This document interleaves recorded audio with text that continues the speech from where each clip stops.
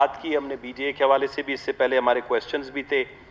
جس طرح آپ نے ابھی بی ڈی اے کے مسئلے پر چیف سیکرٹری صاحب کو خط لکھنے کا کہا ہے، میری ذاتی رائے یہ ہے کیونکہ بلوچستان میں جو نہیں، وہ اس لیے کہا ہے کہ آلریڈی وہ کیبنٹ نے ان کو اپروو کیا تھا کہ ان کو پرمنٹ کیا جائے. بالکل بالکل میں آ رہا ہوں اس پہ سر. اس میں یہ ہے کہ بلوچستان میں بہت زیادہ ایسے ملازمین ہیں جن کا مستقبل اسی طرح جو ہے وہ بالکل لٹکا ہوا ہے، نہ وہ پرمننٹ ہیں، نہ کنٹریکٹ پہ ہیں، نہ ان کا کوئی مستقبل کے حوالے سے. تو ان کا بھی کیس بالکل چیف سیکرٹری لیول تک ہی پہنچ گیا تھا، فنانس سے، باقی موقعوں سے.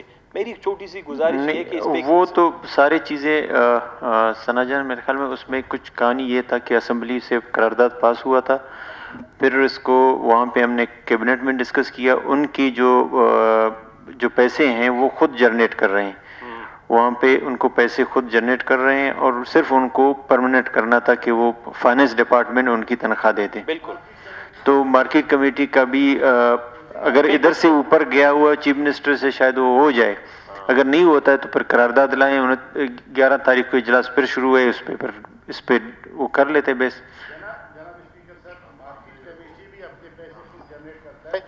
جو مارکیٹ فیس سے جو ہے مارکیٹ کمیٹی میں جمع، تو وہی نا، اس کا جو پروسیس ہے وہ ہو رہا ہے. اگر کہیں پہ اگر کوئی مسئلہ ہے تو قرارداد پیش کرتے ہیں، جو اسمبلی جو کر سکتی ہے اس کا میں آپ کو جو ہاؤس کی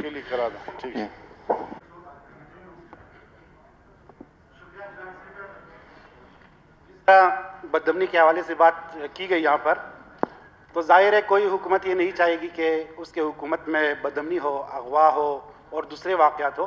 تو اس حوالے سے جو ہماری حکومت ہے اس میں کوئی شک نہیں ہے کہ سنجیدہ اقدامات اٹھائے گئے جو خصوصاً اغوا کے حوالے سے ہے.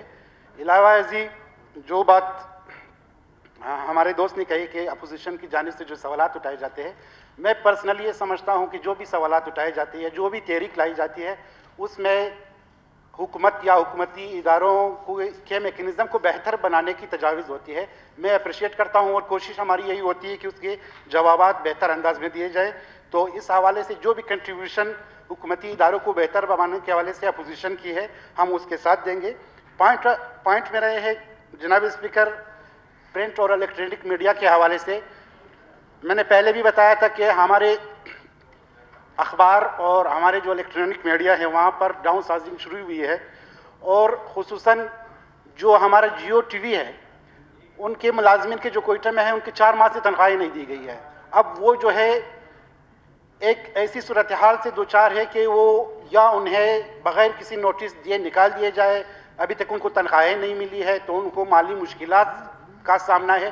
اس حوالے سے میری گزارش ہے کہ جو متعلقہ ادارے ہیں، جو پیمرا ہے یا دوسرے ادارے ہیں، ان سے بازپرس کی جائے اور ان کی نوٹس پہ یہ بات لائی جائے کہ جو ہماری صحافی برادری جس مشکل حالات سے گزر رہے ہیں، مختصر کریں، پوائنٹ آف آرڈر پہ اتنی لمبی تقریر نہیں ہوتی. لمبی تو نہیں ہے سر، مجھے پتہ ہے 5 منٹ میں نے بات کرنی ہے، لیکن یہاں نہیں 5 منٹ آپ کو ملنی